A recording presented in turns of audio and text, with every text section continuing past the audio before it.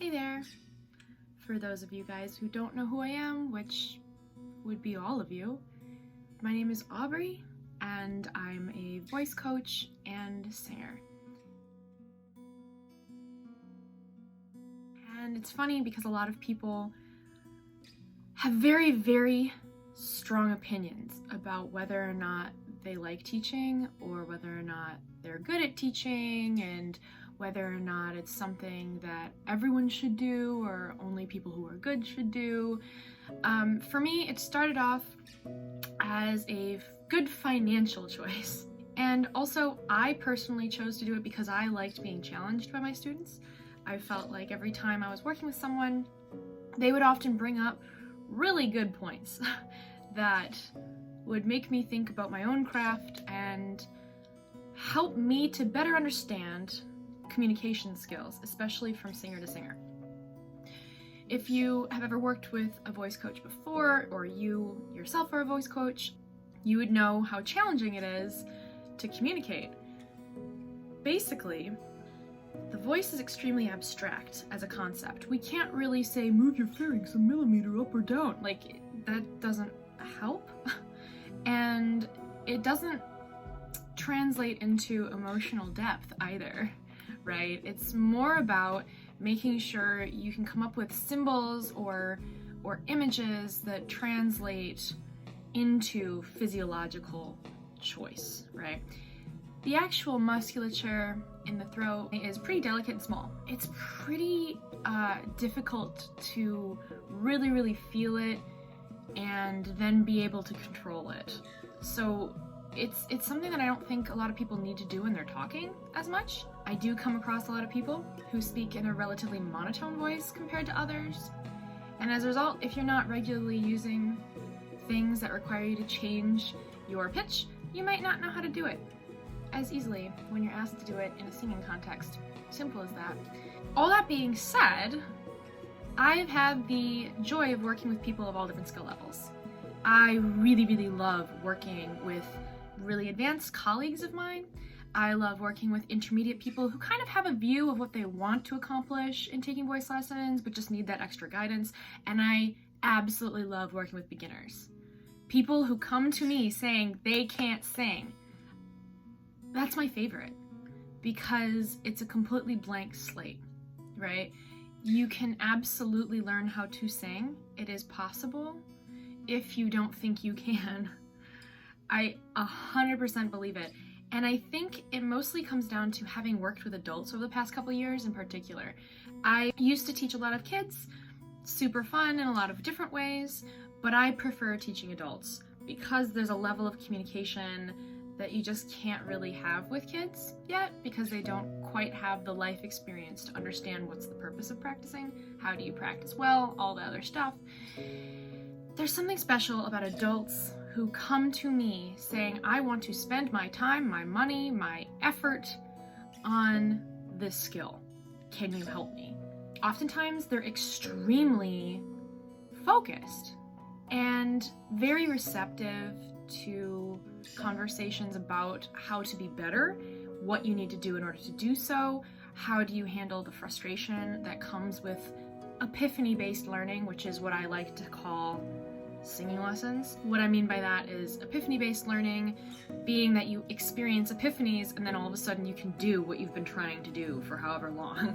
Extremely frustrating way of learning for some people. Some people are better at handling it than others, which is fine. It's totally normal. That being said, I love working with adults, especially adults who have been told their entire lives they can't sing. If you cannot carry a tune in a bucket, fear not. It is not necessarily because you have no hope, but it's honestly probably because you spent a large chunk of your life doing things that you're good at, and you have forgotten what it's like to be a child, and you've forgotten what it's like to accept and embrace failure. There's a saying, and I think it's very pertinent, is that old dogs can't learn new tricks. And to a point, that's kind of true, but not for the reasons that people think. I get a lot of conversations about this, where it's like, okay, well, old dogs can't learn new tricks. I can't learn that. I'm an old dog. Well, have I got some stories for you. You absolutely can. I think the concept of old dogs not being able to learn new tricks is incorrect. I think they can learn, they just don't want to, if that makes sense. I think that there's a fear of failure. It's hard to remember what it's like to genuinely know nothing about something that you're doing.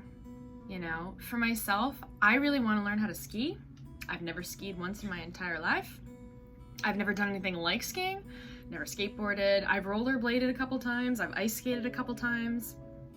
Those seem kind of similar, but I know fundamentally they're not. I'm gonna look dumb. I'm not gonna be very good at it, and I'm going to need to fail a lot of times before I'm actually able to be successful.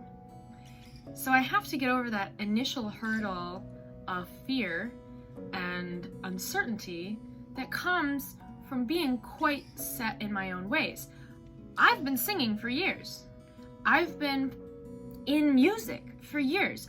I don't feel nearly as stressed about learning a new instrument or, even a language as I do the idea of skiing, because skiing seems 100% foreign to me. I might be a great skier if I give myself a shot, but if I don't, because I'm very used to what I'm good at and I'm unwilling to start branching out into things that I don't understand very well yet, then I'm not going to be very likely at succeeding. So the old dogs not willing to learn new tricks is a much better interpretation of that particular phrase, in my opinion. I get a lot of people who have never had the proper education, or they just never even sang nursery rhymes, or maybe they never were in a choir as a kid, or maybe they never sang along to things in the car. It's fine. It's totally fine. Not everyone has the same background, but say you've been a lawyer for 30 years. You're really, really good at law. You're used to having a degree of comfort and understanding of success. You can largely problem solve in law, so you're less likely to fail. If I'm asking you to totally start from zero, you have no background knowledge at all, you have no safety net of understanding to make yourself feel better, you don't know where you're really going in terms of your goals and the trajectory of the learning process, you don't have any other background experiences to make you feel a little bit more confident, there's a lot of uncertainty and a lot of stress. I understand why people are hesitant to learn how to sing. But even if you're an old dog, you should learn how to sing. Most people can bring their voice wherever they go. Because you have that skill and you have a basic understanding, you'd be able to make connections with other people who have a similar skill set to you or interest, which is nice. It's really pleasant to have a built-in community. You don't have to pay extra on the flight to pack your instrument. It's already inside of you. Not only that, but having the confidence to not, shy away from singing along in the car or in the shower or with your friends is nice. It's very accessible. The problem is that starting process is scary and challenging, so I don't blame people who are hesitant. They just haven't quite found the right opportunity to encourage them to do it yet. And I encourage everyone who's got even an inkling of wanting to learn how to sing to text me. Send me a DM, send me an email, check out my website. It's a good thing. It's a really good thing. Kind of understand what you'd be interested in doing with your voice if you were to suddenly have a talent in it. Would you go out with your coworkers after work to karaoke night? We have forgotten what it's like to fail. That's okay. That's why you have teachers. That's why you have coaches.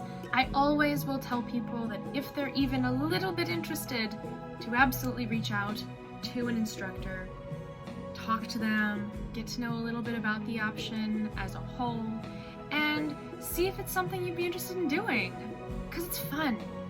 I can say on my end, it's really, really fun to help people learn a new skill and see the light bulbs going off. It feels good that I'm helping someone to take that next step and find a new hobby, make new friends, and just feel like they have a new area of life to explore. Because life can become a little monotonous, but music and other creative outlets are really good at preventing that monotony and boredom.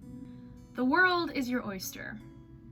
How you choose to explore said oyster is your choice. As a voice teacher, I'll always say, come and sing with me. But there's a million other options out there too. So if you're afraid of ever joining that class or asking your friend to teach you about their hobby that they're really interested in and you're also interested in, or if you've ever wanted to just take that risk and do something different with yourself, do it. Do it. Full stop. Life doesn't get any longer. You've got a set amount of time. Do with it as you will.